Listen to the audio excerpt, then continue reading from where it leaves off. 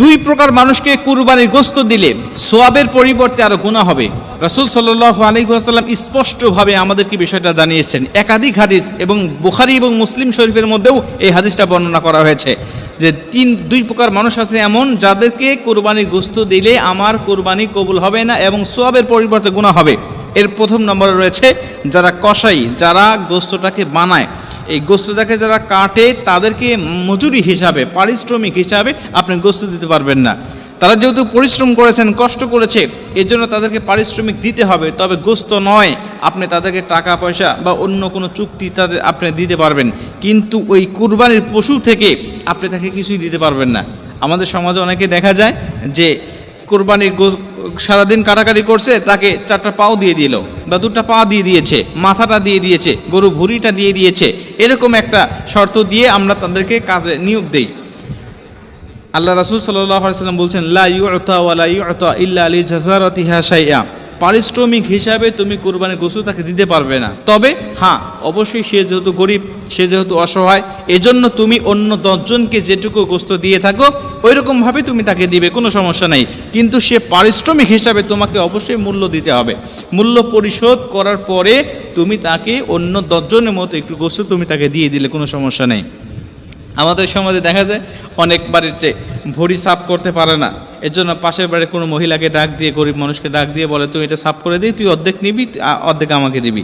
এই বিষয়গুলো কখনো দেওয়া যাবে না। আপনি সে পরিশ্রম করেছে, তাকে আপনি টাকা দেন, অন্য বিষয়গুলো দেন, কোনো সমস্যা নেই, কিন্তু কুরবানির পশু হতে আপনি তাকে কিছু দিবেন না, গোশত তাকে দিবেন না।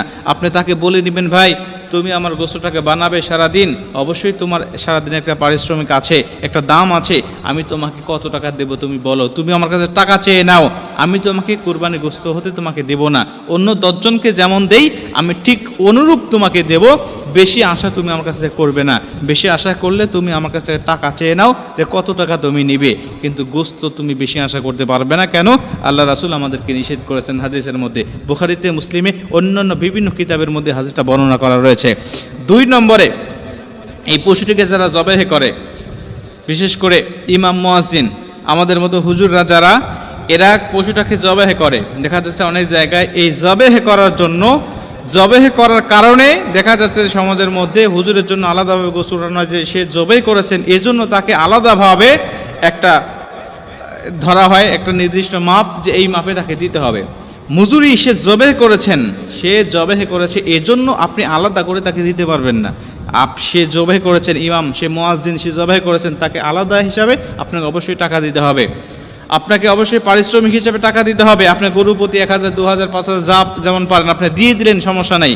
কিন্তু আপনি যদি মনে করেন যে না, সে ইমাম মানুষ, তাকে কিছু দিতে হবে, অবশ্যই অন্য 10 জনের মতো আপনি তাকে দিবেন, কিন্তু পারিশ্রমিক হিসাবে সে জবাহ করেছে, এজন্য আমি তাকে অনেক মোটা অঙ্কের কিছু দিব, আমি 5 কেজি 10 কেজি তাকে গোশত দেবো, এমনটা নয়।